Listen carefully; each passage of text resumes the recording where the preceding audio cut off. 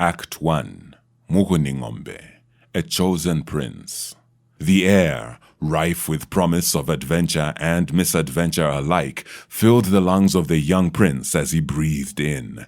He could hear the echoes of a higher calling cascading over the plains and the marshes of Mulopwe's country, and riveting his heart with passion and longing. Caked from head to toe in clay, he and his brother Mwanza walked with heads high like the princes they were, bent on making a request to their father that would forever change their lives. They knelt before him as he looked upon them with pride, yet questioning, wondering who would carry on his legacy of rulership to the glorious future he had envisioned. It was through the age-old values of truth and justice that he desired to see the throne perpetuated. Only a worthy king, a king with a greater vision of what could be, could see this come to pass. They waited in anticipation at the sound of his voice, that he bid them speak.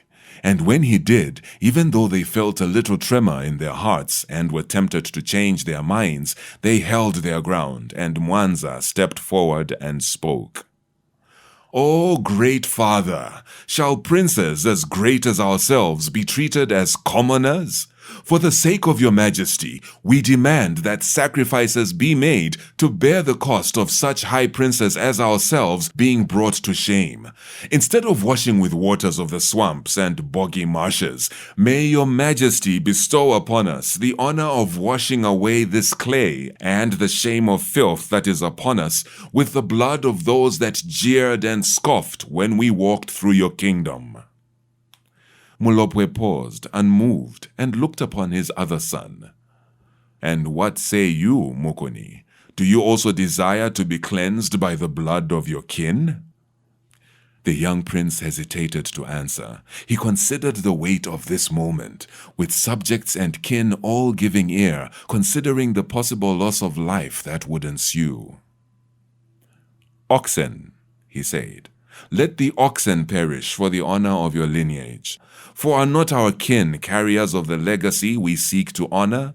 May we be washed with the blood of oxen, and may all the lives of those that represent your kingdom be forever held in high esteem."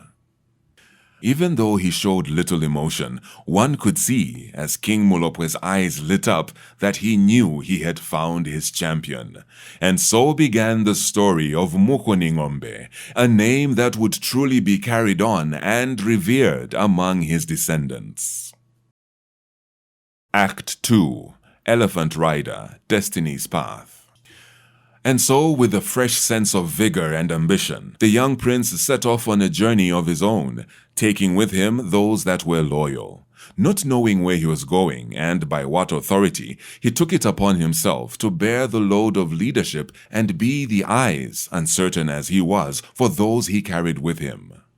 Through the darkness he treaded, hoping in blind faith that he would stumble upon success. But with restlessness and animosity brewing among his subjects and peers, he knew he had left a vital piece in his past and needed it in order to seize what lay ahead. And so he turned back, returning to King Mulopwe, from whom he received a fire to light his path and legitimize his rulership. Only with the complete blessing of his father could he truly succeed. With his sister, Kaseva Mashila, riding on the back of an elephant at the helm of their troop and clearing the paths for a greater future, they forged on. And so, crossing over the swamps into Nakandanga, Mukuni began his conquests and etched his name in history as Chief of Chiefs. Building an army true and tested, he sent them to expand the kingdom of the Mukuni from the Lenje, Lala, Soli, Lala, Goba, and Sala countries. Act 3. The Conqueror. The Magnanimous King. And so, an unprecedented tale of rule, as was never before seen by those conquered, ensued. His was not to subdue and subvert, but to call the people of the land to unity. Many chiefs had not known unity as was presented to them. Mukuni heralded self-governance among those conquered and was loyal to those that were loyal to their Mukuni. Through diplomacy and strategic military victories, he was able to establish a kingdom of loyal followers. In this, he revealed the wisdom first displayed by a prince willing to serve his people and valuing their lives above royal status and personal honor. He revealed a malleable nature, rare in rulers, and a willingness to cooperate and unify with those with the same call to a greater future. And yet in all his success, he felt a restlessness to rise again and traverse towards the unknown. And so he arose yet again, never turning his head back and looking towards a new frontier. Act 4. Unrest, a quest for peace. On the far side of what would become his final destination, a vibrant culture thrived. A matriarchal society, strong and ancient. The Plea people were a people of peace, but not ones to be undermined. At their helm, bearing the weight of the responsibility of hundreds of years of queens, Bedyango Munyama ruled.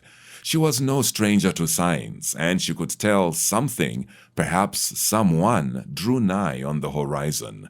Uncertain of what or who it was, she waited in eager anticipation. And he, coming with his most loyal, could tell that among all his quests and all his journeys, this one was of them all the most special. In due time he would find his place of rest, his final rule, and perhaps the thing that so often seems to evade those laden with ambition for the greater good, love. Act 5. Nsyunguna Mutitima, the Queen Awaiting.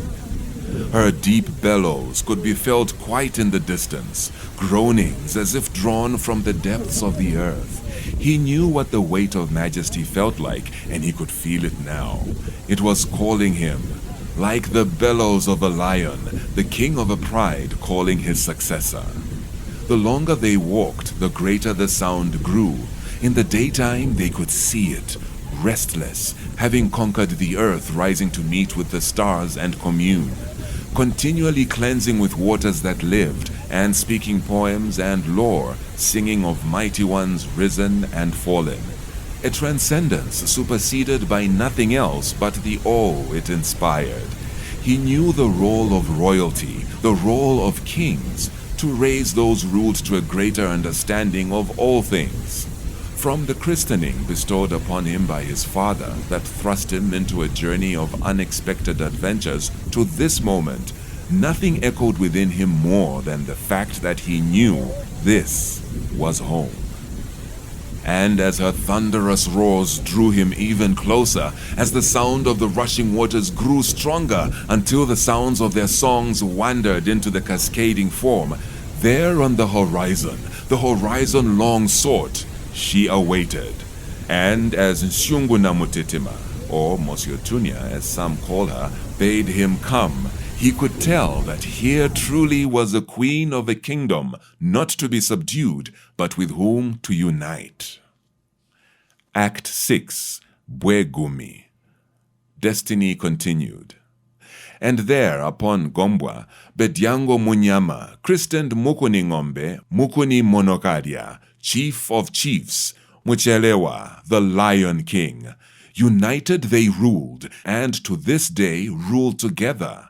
Like actors in a theater of grandeur, they played the roles of the ideal united rulership that was long lost and long sought, bringing the strength of the lion and the matriarchal mastery of the earth to rule in unison, creating a method of governance like none ever witnessed in the region.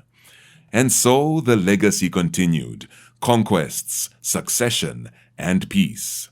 As long as Bwegumi lived, destiny was on the horizon, and to this day the stone lives.